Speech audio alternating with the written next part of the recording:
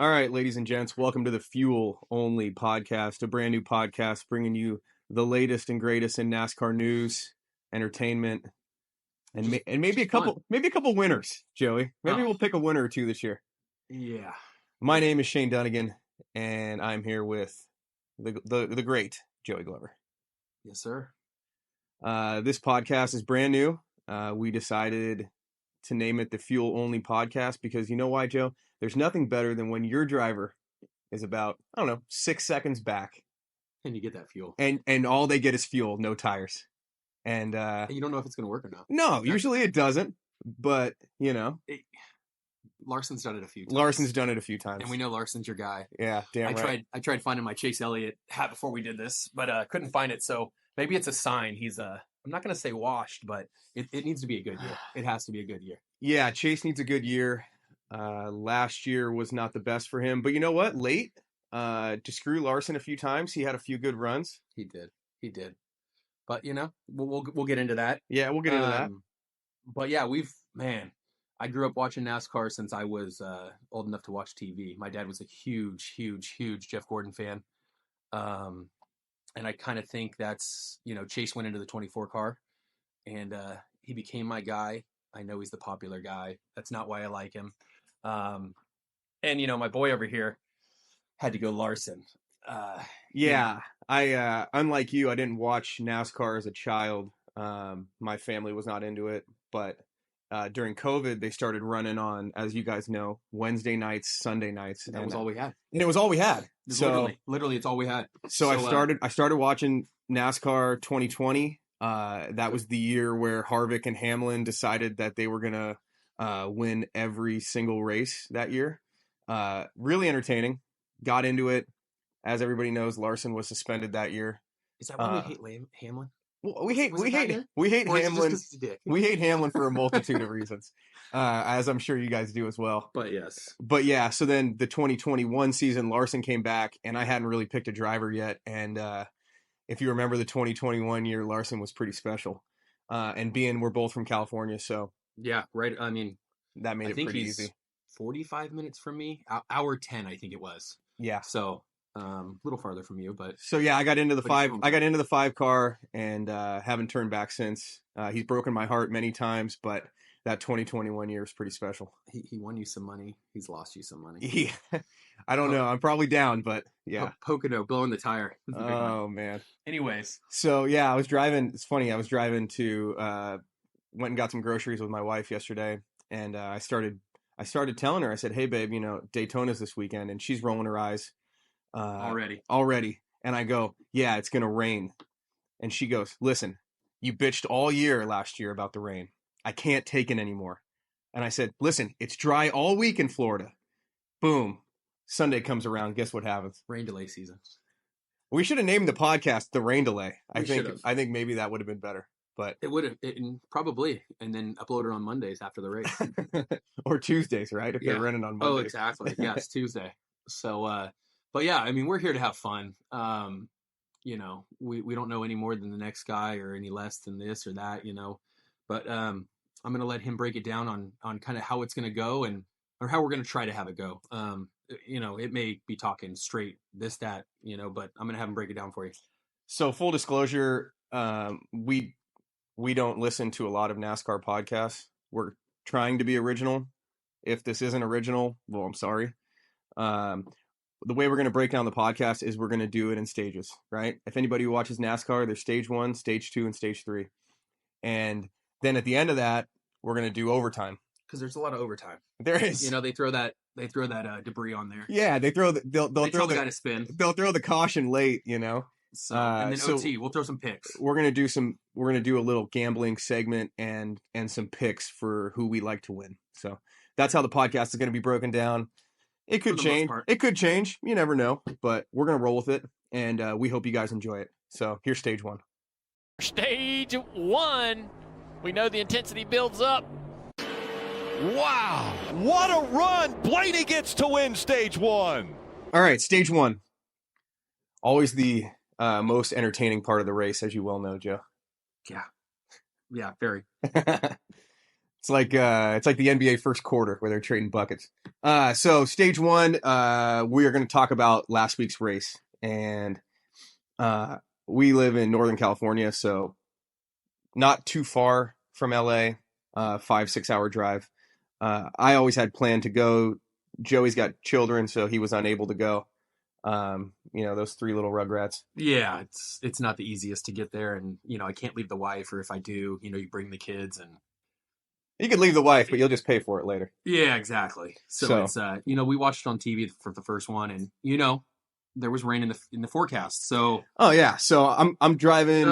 My plan was to go down Saturday, hit a couple of watering holes, and then the race on Sunday, right? Sunday, so of course, LA getting 6 inches of rain, not ideal for the race. So drive down Saturday, which is not shocking. No.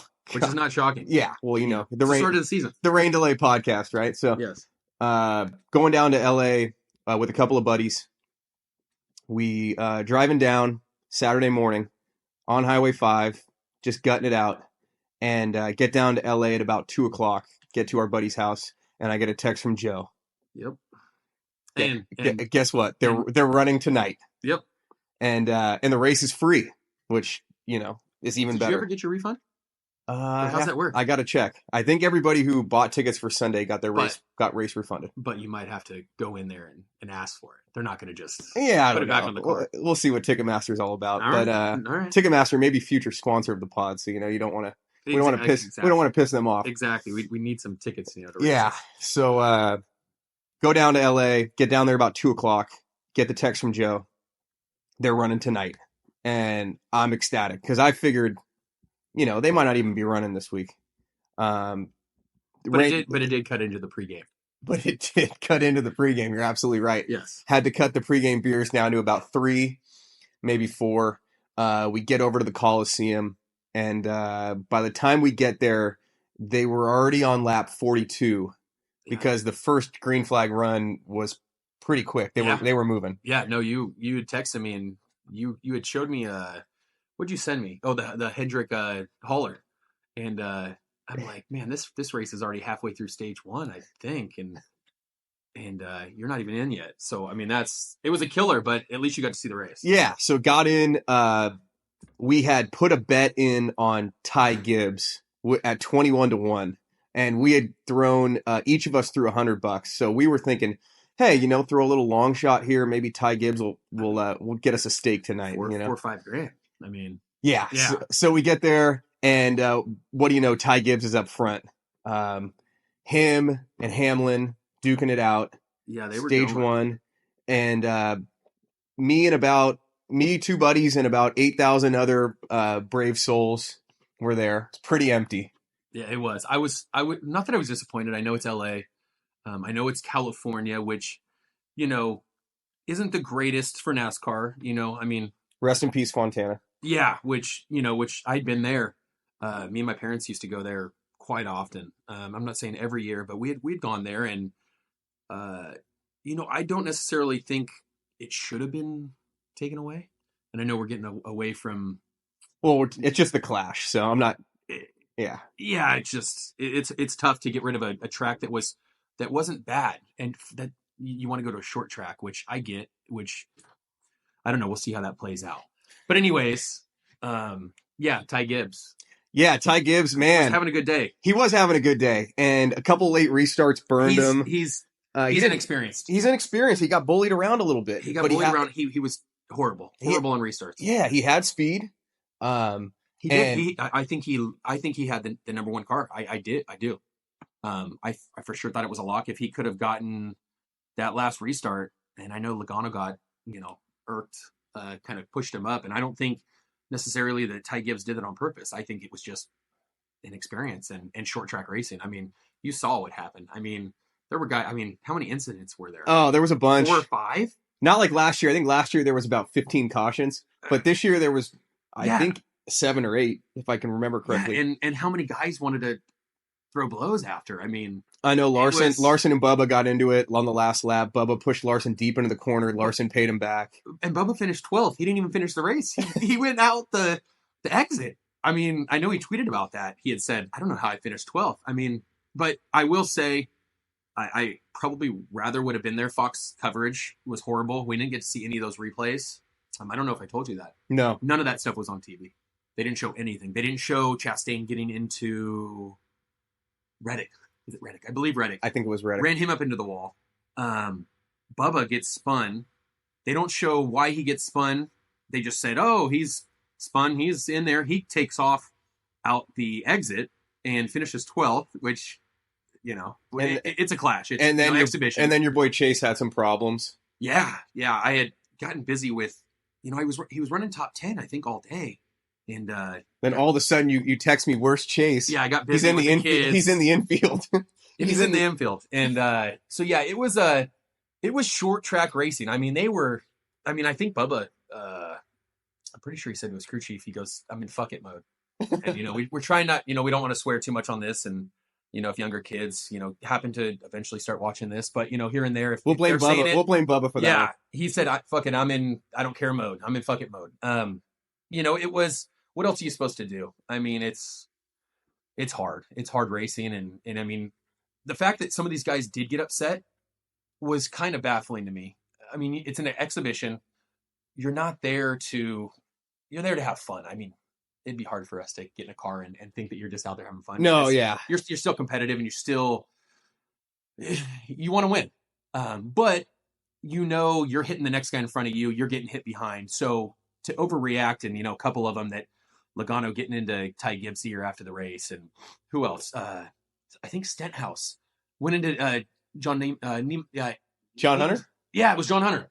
And thought so. And it's just like, come on, man. I mean, it's racing. That's racing. If it's for the title and you're driving into someone, you're putting the nose into them, then I can understand. Let's have some words. Let's throw some blows. I mean, it is what it is, but it's hard racing. And it was, I don't know if it's here to stay, and I don't know if it should be here to stay. I don't think you should have 8,000 fans at a kickoff for the NASCAR season. And honestly, you know, if this race would have been done on Sunday, the place would have been full. And I know they had concerts and stuff planned that were scrapped. Yeah, MGK and somebody else. But you know what, Joe? These next-gen cars, they've leveled the playing field so much. It's unreal. That every driver feels like he has a chance to win every week. And you look at exhibitions for most other sports, not NASCAR, and people take it easy. But when these guys get in there, they want to win. Yeah, and 100%. Nobody more than our guy, Denny Hamlin. Yeah. Who, of course, you show up and he wins. Yeah, of course I show up and Denny wins. And you lose out the bet. Yeah, and we lost on Gibbs. And I'm not a conspiracy theorist, but if you've been watching the Netflix NASCAR special with Denny Hamlin, you know. Yeah, I won't watch it. Being paraded around as a hero, you know, kind of makes sense that Denny would win the first race of the year, doesn't it? Is it Denny's year? I don't know. That's all they talk about. I really thought last year was Denny's year. I did too. We talked about it, and we talked about it many times. Denny's going to win. Denny's going to win. And as usual, things fall apart late in the year for Denny Hamlin. And you know, in his interview, I know you were at the race, and I told you is after he won, you know, I beat your favorite driver again, blah blah blah blah. But I believe it might have been pre-race. You know, there's so much going on, and he had said he's not mad if he doesn't win the championship. If he never wins it, he's the best to never win one. And I don't know how to take that. I don't know how to take, you're okay not winning it because you're the best that's never done it. I don't know. It's weird. You can't just say, well, I'm the best to never win one just because you couldn't get it done. I don't know. I don't know how to handle that. I mean, what do you think? I mean, yeah, it's the approach of, like, for football, you know, the greats that have never won a Super Bowl, and they're still in the Hall of Fame, right? Yeah. But you never won the big one. Yeah. And that's a team. That's a team game. You only have yourself to. It is. Sure. But so is NASCAR. You know? You're right. You're right. And was cool watching the bit of the Netflix documentary series and seeing, you know, watching them practice the pit runs and watching the cameras on the helmets of them changing the tires, and just the smallest issue costing your team, you know? So it is a team game. Yes. And the driver's got to drive, but you know what? You need a fast car. and you need good pit runs. Yeah, all the pit way down stops. to the shop, all the way back to the guy that's on the computer. I mean, yeah, it's everybody. I mean, you're right. And I have firsthand experience watching Chase's crew probably blow 5 or 6 races. Was it? No, it wasn't last year. Year before, maybe. Year before, when Oh, he's just goodness. when he's MFing his crew chief. Oh, And Bubba hasn't had the best luck either. yes. We're not the biggest Bubba fans, but full disclosure, Bubba should have won a few more of these races, but his team let finds him a way down. to screw him. And Bubba has let Freddie Kraft know that he, they have a good relationship. And I know, God, was it yesterday? No, a couple days ago. Back in, man, I wish I could look it up. And we will have maybe a fact check.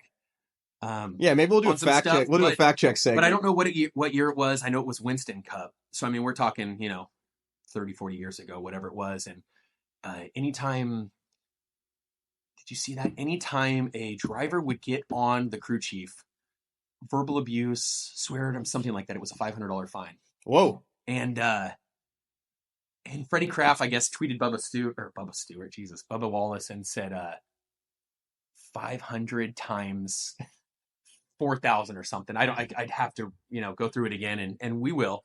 I'm going to look it up here in a minute. And he says, you owe me a lot of money, basically. And we've all heard Bubba go after him and stuff like that. Is that Booty Barker? Is that Bubba's crew chief? Yes. So Spotter. Kraft. Oh, Kraft's a spotter. Kraft was the one, yes. And it's just funny to see, that it is a team, and obviously it falls on the driver. At the end, you have to, if you have everything, you have to get it done. And it's I understand why these guys go at their crew chiefs and stuff like that. So I can't blame them. But yeah, it goes from, I mean, how many people on a team? I mean, it's a lot. Back to North Carolina, wherever their warehouse is and their shop, and it's a lot. So to put a bow on stage one, the Clash was fun, good racing, good hard racing. Not the grand event that I'm sure NASCAR hoped for and that LA wanted, but selfishly, I'm pretty happy it worked out for me. I got the hell out of LA before the atmospheric river. Yeah, people got stranded. I mean, I knew a couple people that they didn't get back but they couldn't even get out on Sunday. Yeah. And it was, to say the least, we got a lot of rain. But good race. Darn you, Ty Gibbs. Yeah, that hurts. I know. I'm sure he's pissed off this week, but I expect Ty Gibbs to have a good year. He'll be a playoff driver. Let's see how many races he can win. Yeah, exactly. I truthfully think he definitely takes a step in the right direction. But yeah, it was a good kickoff. I mean, we were juiced. I mean, you texted me you're on their way down there, and I was jealous. So I'm stuck here with 3 kids, and I love my wife, and I would have loved to be in there. So, but yeah, so that's a wrap on stage 1. Stage 2 coming up next. Haley pushes him. Elliott's going to win stage 2. Nice work. All right, we're back for stage 2, and we're going to talk about Daytona Motor Speedway. Speed Week, baby. Speed Week. Daytona, 2.5 mile track. 66th running. 66th running. The first race, 1959. Woo!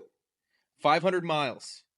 500 freaking miles, Joe, of excitement. It's a lot. It's exciting, and I don't know if we're going to get it on Sunday. I don't think we are. But hey, it's a holiday weekend, right? Yeah, I mean, So a little Monday action, little what's it, President's? I believe it's President's. Yeah, President's Day. So a little President's Day action wouldn't hurt. But it's Sunday. I mean, come on. Yeah, I know. It goes with it. So, like we said, first race 1959. Denny Hamlin, only 3-time winner. Active driver. Yeah, we're talking about Hamlin a lot. He's the only active driver with more than one. Only active driver with more than one win. And that happens. I mean, literally, it's crazy. You can come from 25th. You can come from 30th. You get left out, or you run up there. You can win it from anywhere. I love, personally, I'm a intermediate track kind of guy, like a good mile to a little Kevin Harvick. Yeah, a little Harvick, a little mile to mile and a half. But I do respect the super speedways. They throw the plate on there. These cars are going as fast as they possibly can. Do I Foot like it? all the way down to the I ground. do. I wish, you could go a little bit here or there, but you're together, and you got to stick together if you're teams. And we are Chevy guys. Chevy is the all-time leading manufacturer with, I believe, 25 wins. Was it 25? Yeah, we were talking about that. I had it right here. Chevy has 25 all-time wins. And Ford's been dominating lately, I believe. Well, you said Ford changed their bodies. They were right? Logano. They were asking Logano. They went to the dark horse. Logano was talking about how, if he believes they gave up a little bit to give more to the intermediate tracks, and so we'll see. We'll see how that plays out. I mean, I don't know how that will play out, and I mean, I guess nobody will. Nobody knows. No. We're gonna have to see. So this is a big test. But being Chevy guys, we understand that they don't work, especially Hendrick Motorsports. The team does not work together too well on super speedways. I know that Bowman wants, at least recently. Bowman wants to win. Chase wants to win. They all want to Larson, win. they all want to win, and they don't help each other. You look at Ford. You should help. You should help. Everybody should help. And then the last lap. Yeah, and then you let God sort it out. But Ford, for whatever reason, they stick together up top. I feel like you're always getting Blaney up there. You're always getting Logano up there. Brad Keselowski before he moved to Chevy, and he did have a good. Hey, I think he's back this year. And Buescher. Buescher's a handful. Very disappointing last week. Yeah, missing out on the race. Bell too. Oh man, that was weird. But yeah, we enjoy Daytona. Daytona has a lot of history. Everybody knows Daytona. I mean, I have friends that they're not NASCAR fans. They, roundy round. You go around. Here's another turn. A lot of left turns. But everybody knows Daytona. And there's history to it. I mean, we all know what happened in 2001. And my mom, huge. My dad was Jeff Gordon. My mom was Earnhardt. I mean, I think that's how it was 30 years ago. And I know exactly where I was, when he went into that wall. And, I was on my grandparents' lawn when the neighbor came out that Dale's dead. And, everybody says, not everybody, a lot of people, some older folks that, NASCAR died that day. And I don't think it necessarily died, but it definitely changed. Some could say for the better. Not safety wise, not making light of his death, but yes, just for the safety of the cars, Yes, I think people would be a lot tougher nowadays if an Earnhardt was still around. We still have some guys out there that, Smoke. I think Tony was the last. Harvick had some to him, but Tony and Chastain. But although Chastain is he had to cool him down a little. Yeah, they had to cool down Ross. He was making too many enemies. Yeah. When Hendrick made that call to him, that was if Mr. H gives you a call, dial it back a little bit.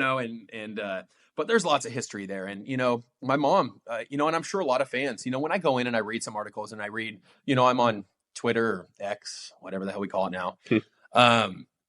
A lot of people, since Dale died, they haven't been the same. Not that they haven't been the same in their lives, but watching NASCAR, it wasn't the same. And, my mom hasn't, I don't know if she doesn't really, she cared about it, but she never found another driver and she hasn't watched the same. It's never been, before it was, we turned the race on every single weekend. And after him, it was tough. But yeah, obviously every Daytona 500, they're going to talk about it. And, it's, Sterling Marlin and him. That's how it goes. And I'm glad things are safer now. We still is it really safer? I mean, Priest last year with that flip and how many rolls and, over and over. That was brutal. And my daughter still talks about that. We turn on NASCAR and over and over and over and over and, she'll replay that. And so, I mean, I think, was he out of race? I don't know. His face looked like he had been in 2 fights with 2 bears. I mean, no, it was horrible. But he survived. And I know we've still had some injuries and some things here and there. But it's changed for the better. And, the Hans device and things that keep these guys safe. And it's still, if you asked all, it used to be 43 drivers now, 37, 38, whatever they come up with. And when they get into that car at the start of the Daytona 500, they're all thinking about it. They're all thinking about how crazy this race is. 200 miles an hour and you're on the bumper of the guy in front of you. It's incredible. And you're being pushed. I mean, it's and it's exciting. It is exciting. But yeah, with Daytona, I mean, what more can you want? I mean, if you like racing, if you don't like racing, 200 miles an hour. I mean, come on. And it's funny, NASCAR chooses to start their season with this race. Yeah. It's it like used to be the duels. It's like the Super Bowl. Yeah. But it's right off the bat. And it's good. It should be. It should be. Because you're grabbing your audience right away. Yeah. You're saying this is the best we have to offer, and we're putting it right at the start. Yeah, it's the kickoff. And that's why they used to have the Clash or, the duels or shootout, whatever you want to call it. They used to have it at Daytona, and they're talking about bringing that back because it's not taken away from the Daytona 500, but when you think of a NASCAR season starting, you're at Daytona. Yep. So I don't necessarily think, do you think the Clash would come back there or go back to Daytona? I understand why they're doing the Clash in LA because LA's LA. It's trendy. They want to appeal to that market. They do. It's younger. They have lost. It's definitely slowed down viewership and stuff like that. Yeah, and a lot of it too is, we can talk about this later, but the playoffs will run during football season. Yeah. And the drivers have expressed how, you're competing. You're competing for eyes, and even being a NASCAR fan, sometimes you got to throw football on the main TV and NASCAR on TV too. You depending on where the race is, or if my guy Larson's in it or whatever. But, yeah, you got to have two TVs. I mean, that's in the living room. You have to. Daytona 500 history is rich. Like you said, got a little bit of dark history, but it doesn't get any bigger. And there's going to be, correct me if I'm wrong, what's it, 80,000? What does it seat? I'm going to have to exactly look that up because it's I was just reading. That'll be a fact check for next episode. They sold out the headsets to listen to the drivers and stuff like that. They sold them out. They're already, you can't come up and get them. Which is weird. I know the manufacturer of that and who puts out and makes those is owned by NASCAR. So I believe if you do want to grow NASCAR, you have to have enough for the fans. But it's a lot. It's a lot. How many is it? All right, it's 101,000 people, which is absolutely crazy. Yes, and not to mention the infield and the tailgating and the camping and I have to get out there. We have to. We will someday. We will. They're in Talladega. I love it. I love it. Yeah, we'll be right back with stage 3. White flag for stage 3 this time. I'm a believer. They're in it for the long haul. All right, stage 3. And we are going to talk about our expectations for Daytona this week. But first, Joey, we want to be honest and authentic and decent and forthright and all those synonyms. Authentic. The reliable too. We want to. Look at you. We want to know what we're talking about. The restrictor plate technically was removed from NASCAR in 2019. Right after the Daytona 500. Right after the 500. And now they use, what is it, Joe? Tapered. It's a tapered spacer. It's a tapered spacer, but Keselowski, or was it Busch? Kyle Busch said it's still a restrictor plate. Yeah, it restricts the horsepower. So that's basically a restrictor plate. But it stops air from we want to be accurate exactly in that. So the race this week on I think, I'm just going to interrupt you and I'm going to say I think it's Ford. I mean, until we see, I mean, the dark horse. Yeah, until we see them lose anything from it, because it doesn't mean that they're going to lose anything, or if it's going to lose enough, or it's, But dude, Ford's loaded with drivers. Dude, you start with Brad. I mean, Logano, Blaney. I mean, I think Blaney. I mean, he moved his way up last week, but he had to use a provisional to get into last race, so he doesn't want to. I mean, he needs to get his. He wants to get going. But definitely, I mean, I think Blaney was up there last year. Was up there with Larson and all them. I mean, I know Almirola's gone, but I feel like Almirola would always be up there. Yeah. But I mean, Busher. Joey Logano, you got and McDowell. McDowell is great at these races. Busher, Blaney. I mean, that's all those. I mean, I expect all those guys to be up there. I mean, you missed the big one, obviously. You gotta get lucky. You gotta get lucky. You could have the fastest car, and it doesn't matter if some guy in front of you decides to just completely. And that's the funny part about qualifying. Didn't you have a qualifying stat for me about how if you qualify number one, you don't win? Yeah. What was it? For the last four. No. Yeah. So the last four winners in the next gen car was Stenhouse last year. He started 35th, I believe. Dillon started 21st. Cindric 21st. Ford guy. And Busher started 11th. So nobody in the top 10 has won in these next gen cars. So remember that. Remember that after qualifying this week. Yeah, it could be anything. And yeah, I mean, Ford. I mean, how do you? And I know Chevy, and I'm going to go Toyota. Chevy. I mean, how do you? Bubba Hamlin, Bubba was up there last year. I mean, he was sitting in the back of the pack. We rewatched it. I mean, how do you say no to? I mean, Vegas thinks that Chevy. Besides Hamlin, I believe it's a lot of Chevy, but I think Larson will be completely different. I know you're a Chevy guy, and I'm a Chevy guy, but Stenhouse was up there with. He blocked Larson. Well, yeah. I mean, if you think about the race last year, the 500, Chevy was up there. Larson was in front. He went to block. Terrible move. And we talked about it this week. Larson's going to learn from that move. Like you said, he races a lot. He races. He probably has a pretty short memory. But he'll remember it.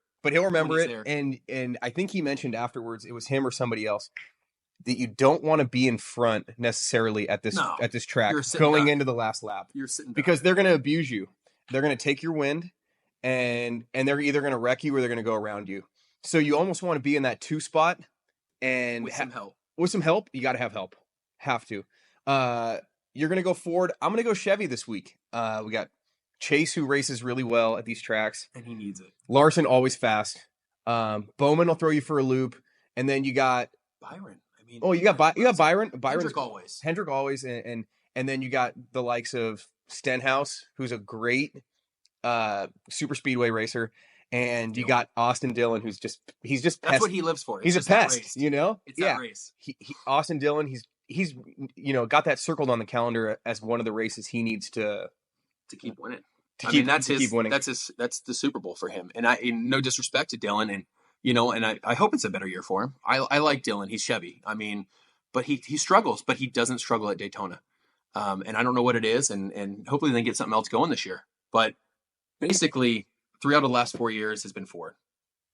So yeah, and we're just talking 500. We're not even talking 400, which we could talk about obviously later on. The spring race. Yeah, or spring race. Yeah. Yeah, I guess it is. Well, no, it'd be later on. End of the year, end of the season. Yeah. So. Yeah, that's just a little bit of what we're leaning. Joey's going Ford. I'm going Chevy. If Chase wins, I'm sure Joey will still be. Yeah, and Chase, when he first started, he won the pole in his first ever Daytona 500. 4 out of his first 6 years, he was on the pole. Wow. Couldn't get it done. And he's only had it once since then. And, he needs it. I think if he starts it, I mean, could be a big year for the 9. A little money on him, but it could be a big year for the 9. He needs the magic. I mean, last year was underwhelming. I mean, for him not to make the playoffs, and it was bad for NASCAR. And I mean, NASCAR's most popular driver not being in the playoffs. And I know he missed races, and he's not going to the snowboarding accident. Yeah, and a suspension and taking Denny out. And somebody had to. But. And watch it. It's going to be Toyota. Toyota's going to come out on top. I know. Talked about the one you manufacturer we didn't take. Hey, exactly. I wouldn't be surprised if Bubba wins, but we'll get into that in overtime. In our picks coming up next. Green flag back in the air. Overtime presented by Credit One Bank. Let's go! Yeah! All right! All right, OT in the building. We're going to each, picks time. We're going to each take 3 drivers. 3 drivers. And 1 long shot. 1 sleeper, baby. We're going to try to make you guys some money. All right, Joe, you want to go first? Yeah. So just give me your best. Who's your best bet? I mean, it's hard, Brad. It looks like now we're just using CBS Sports. One of the first things that anybody can go on and click. He's 8 to 1, and 8 to 1 is really great odds on a race where anything can happen. Yeah, and if you don't follow gambling too much, because anything can happen, the odds are a little better at Daytona and Talladega at super speedways because anybody can win. So as opposed to a normal race where Denny Hamlin or Larson or Chase would be, or like a road course, or a road course where Reddick would be 3 to 1, Dinger and Chase, you're gonna get better odds when you bet this weekend. But like I said, anybody can win. Exactly. So how do you not go Brad, especially after last year? I mean, he was horrible in his first year RFK. Came back last year. He had a rocket ship half the year last year. He was amazing. Didn't finish how he wanted to, but I mean, the momentum going into this year has to be amazing for him. So Brad has to be number 1. It's hard, to pick a favorite, not much value there, but you have to, you can't not. I just always feel like Brad misses the big one. Yeah. Like for whatever reason, you'll have a 10-car pileup and who comes rolling through but Brad. Yeah. So I like that pick, Joe. And what about you? Well, no shocker to anybody here. It's going to be Larson. Kyle Larson, 15 to 1. That's good value. And if you bet at all and you see Larson 15 to 1, you got to take it. Take it.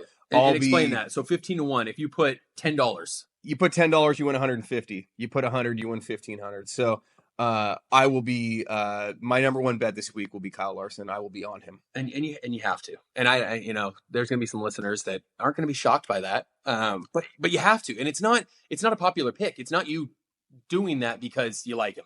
Yeah, and I usually do pick Larson, but that's great. It's great value, and we talked about this last week.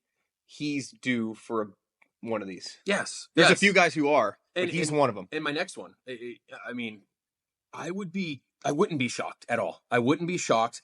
And I'm kind of shocked. I know the opening line for him was 15 to 1. I had sent you that 15 to 1. I wanted that. And now it shows him 20 to 1. Bubba, he's up there every, I wanted to say restrictor plate race. It's not that anymore, but every super speedway, he is up there. He knows how to do it. He knows how to, even if it's him, he's hanging back, trying to avoid. I know last year a couple times he sat back with Denny.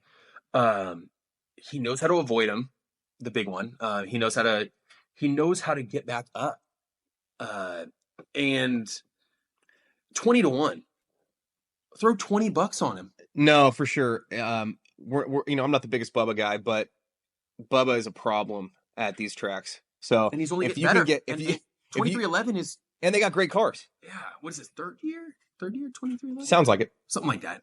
So if you can get Bubba 20 to 1, I don't know if you really these odds. I don't know if you went to your local, I don't know what state, whatever state you're listening in. If you went to your local sports book or downloaded the app, if you find 20 to 1 for Bubba, you got to sprinkle it. Yeah, you have to. There's no ifs, ands, or buts. So I know we're doing long shots. We each going to have a long shot, and these odds might seem like long shot odds, but I think that my next driver is great value. You got to go Austin Dillon, 28 to 1. 28 to 1. We talked about it in stage 3. If you can get Austin Dillon at a track where he's comfortable and he's really good, and you can get 28 to 1, got to take Austin Dillon this week. I will be on him. Yeah, 100%. He did it a couple years ago. Yeah. And then, I'm not doing this because I like him, but Chase Elliott. How do you, how do you not? I know it's Chevy, and I know Ford might have it right now, but you got to go Chase Elliott, 14 to 1. No ifs, ands, or buts. Great driver, great number. Third pick, another previous winner and another guy who races really well. We talked about him earlier. Ricky Stenhouse Jr., 30-1. Ricky Stenhouse Jr. 30-1. That sounds like a long shot. Yeah, I know. It's not even. I got a longer one, so hang tight. But yeah. But if you follow NASCAR, 90% of the time, you're not going to be wagering on Ricky Stenhouse Jr. This is part of the 10% where you say Ricky Stenhouse Jr. can win this race, and at that number, you have to take it. So I'll be on Ricky. Yeah, but I like it. And he's aggressive. He knows it's maybe his only chance to win. Got him into the playoffs. Get in the playoffs. And he's going to go. I mean, he's balls out. I mean, he doesn't care. He's not there to make friends. He's proven that time and time. None of them are, but he wants to win that race, and he's going to do everything he can to win. Yep. So, all right, long shot. And it doesn't seem like much of a long shot. Wait, did you pick your three? I did. Chase, Bubba, and Brad. And Brad. Yep. And this your long shot. Yeah, so long shot. And it doesn't seem like a long shot. 60-1. 60-1. Michael McDowell, he's won the race before. Wow. He's finished second. What he's a number. Finished fifth. He's finished seventh. And just last year, 13th. 60-1. Yeah. How do you not throw $10? You have to for Michael McDowell. I mean, he did have a bad end of the season last year. It was rough. Yes, he didn't do well. He has had, some bad finishes, got caught. Accidents. It happens. In the last couple of years, 39, 32nd accident. And I think he blew an engine. But he's won the race before. He knows what it takes. He's finished second. He knows what to do different. Top fives, top tens, 60-1. So I don't see how you don't. Those four picks, with his four, if one of those guys doesn't win it, which neither of us are picking Denny Hamlin, so there's a good chance that we're wrong, but it's good value. So my long shot, also 60-1, is Justin Haley. He is on a new team. He's on Rick Ware Racing for 2024, multi-year contract. So it'll be a new team. Kind of just taking this off of his history. Good there. He's good at those tracks. Top 10 qualified last week. He hangs around. Justin Haley, he hangs around. He avoids the big one, and he's not afraid. So if you can get Justin Haley, I'll be putting a couple bucks on Justin Haley, 60-1. Looking forward to what he's got coming with his new team. Really excited for the 500 this week. Oh, I can't wait. I can't wait to get on next week and talk about it. I mean, I'm juiced. Really fun to hang out with you guys. The Fuel Only podcast. Can't wait to talk to you again. Drink responsibly. We'll be back. Drink responsibly. God bless America. Thanks for listening.